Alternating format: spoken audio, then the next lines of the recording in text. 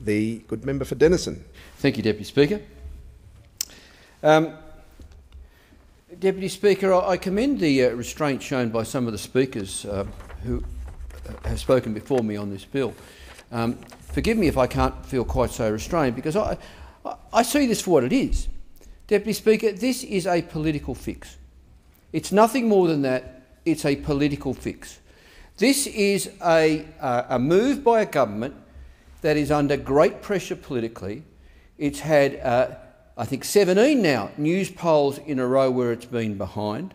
It's in dire strait. So, of course, what does a government do when it's in dire straits? What does a government do when it can't win the debate on big ideas? Of course, it drags out the flag. It plays to those fault lines in our community, that xenophobia, that racism, that insecurity. When in doubt, pull out some more flags. I mean, we used to, it became a bit of a joke how many flags former Prime Minister Tony Abbott and his ministers would have behind him at different announcements, particularly when it came to national security. And we all breathed a sigh of relief. We thought, oh, well, at least there'll be less flags behind the Prime Minister. Now we've got a new Prime Minister. But it seems that there's a race to see who can have the most flags behind them. The fact is, this is a political fix.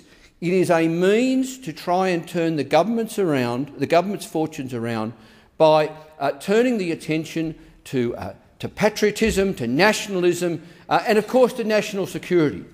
I read a short statement from the Minister for Immigration the other day when he said, "This bill reinforces the integrity of our citizenship program. This will help maintain strong public support for migration and the value of Australian citizenship in what is an increasingly challenging national security and complex global security situation." Deputy Speaker, what nonsense! What complete and utter nonsense! What on earth is this bill going to do for our national security? If anything, it's going to diminish our national security, because it is saying to people who are already in our community, already in our towns, already in our street, well, you know what, we thought you were, but we've now decided you're not good enough for some reason to become one of us. By pandering to racism and to xenophobia and to insecurity in the community, sure, it might pull back a few of those votes from people who have drifted off to One Nation and the Australian Conservatives, but it will do nothing to foster cohesion in this community. It will do nothing to foster our wonderful multiculturalism in this nation. It will do nothing to make us safer. It will make us less safe. That's the bottom line here, Deputy Speaker. And it flies in the face of all of the evidence of how successful our form of multiculturalism and how our approach to multiculturalism has been in the past. It is a fact, Deputy Speaker, that we are one of the world's most rich and successful and stable multicultural communities that can be found anywhere on this planet. So why on earth are we going to go tamper with it with some politically motivated change to our citizenship and other arrangements? It beggars belief. Why would we do that? Why would we turn around and say, actually, all the people that have come to this country over the years who perhaps couldn't speak the best English or write the best essay, that actually we've now decided by today's standards you wouldn't make a good Australian and we wouldn't allow you to be an Australian. In fact, this is an attack on multiculturalism. What's wrong with the fact that someone who lives next door mightn't speak the best English or be able to write the best essay or hasn't been here for countless years? Does it matter? Of course it doesn't matter, Deputy Speaker. In fact, if I can just reflect for a moment on some neighbours I had when I was living in Sydney some years ago. A beautiful Italian family, beautiful Italian family. The mum and the dad, they were very, very old. I suspect they were probably in their 80s by the time I was living next to them, maybe the 70s, late 70s. They could barely speak a word of English. And they'd come out to our wonderful country with that exodus of refugees from Europe after the Second World War. And they helped build this country. They helped build Sydney. They held good jobs. They were law-abiding people. They started a family, beautiful children who themselves have now had children. the grandchildren of my neighbours. Law-abiding, hard-working, decent people, exactly the sort of people you wanted to have next door to you. Every year they'd go to the markets and they'd bring back a ute full of grapes, and they'd make their wine in their garage to get them through the next year. The backyard, full of beautiful vegetables, the most beautiful vegetables you could find. Great neighbours, and they could barely speak a word of English. But did it matter? No, Deputy Speaker. It didn't matter one hoot. They were good people, and they did a lot of good for this country. But now we're saying to people like that who might come to Australia now, you're not good enough to be one of us. Heavens, unless you can write the sort of essay that some people in this place would struggle to write, then you can't possibly be one of us. This is an attack on multiculturalism. This is the government saying, we don't support multiculturalism and we want to end it. And unless you look and sound like us, we don't want to have you in this country. Deputy Speaker, it's counterproductive what we're trying to do here. Are we saying to the best people, the most clever people, the most talented people in the world, you're not welcome in Australia unless you look and sound and write like us?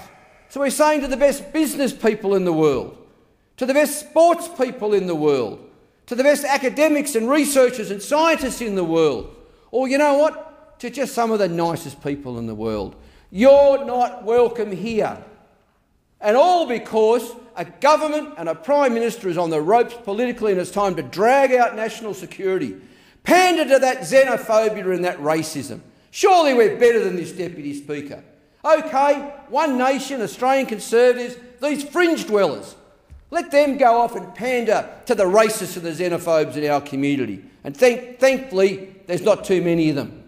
But when the government and one of these countries' major political parties thinks it's OK to drag out rot like this act or this bill, then we are really bubbling along at rock bottom. We shouldn't be acting like this, Deputy Speaker. The Prime Minister shouldn't be acting like this, Deputy Speaker. The government shouldn't be acting like this, Deputy Speaker. We are a rich and multicultural country. I don't care if the person who lives next to me doesn't speak good English. So long as they're a decent person that wants to work hard and contribute to this country and follow the laws of the land, that's what matters. And what about the disadvantaged people in the world? Don't we want to help them out as well? What about the asylum seekers who would come to this country genuinely fleeing for their life? And the vast majority have genuinely fled for their life. Why wouldn't we embrace them and make them welcome? I know an Australian from Melbourne. Some of you might know of him, Najaf Mazari. He came out some years ago as an asylum seeker. He's an Azhar from Afghanistan, not from Pakistan, from Afghanistan. And he wrote a book some years ago which I launched for him in Hobart. And there's a beautiful account in there of an otherwise dark story. There's an account of when he was imprisoned at the Woomera Detention Centre. And there's a beautiful page in there where he's obviously reflecting on all of the people who were in detention with him. And he says words to the effect of, you know, within this detention centre there are doctors and engineers and nurses and social workers and builders and plumbers and electricians. And he says, in this detention centre are all of the people to make a country. Every skill you can imagine. People who had fled for their life, who had made it to Australia. Fortunately, many of those people have been able to stay here. Fortunately, many of those people have become Australians. Now, Najaf Mazari, he was nominated as an Australian of the Year in Victoria in 2014. His image was an entrant in the Archibald Portrait Prize at one stage. It was good then. But now we're saying people like that, you're not welcome. We don't want people like you. You don't look like us. You don't talk like us. You don't write like us. Well, you mustn't be as good as us, and you're not welcome. And the irony of this is breathtaking, Deputy Speaker.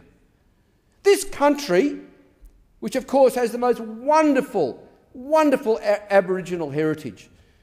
The revelation the other day that, in fact, our first Australians arrived even earlier than we first thought. not 40,000 years, perhaps 60, 65, 70,000 years ago. What a wonderful history. But modern Australia, or Australia since settlement, it has been built by people coming here.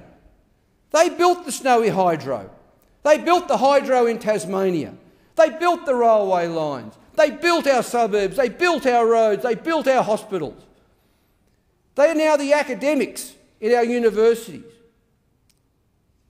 They're now the leaders of this country. They're now our senior business people. They built us. We are them until now.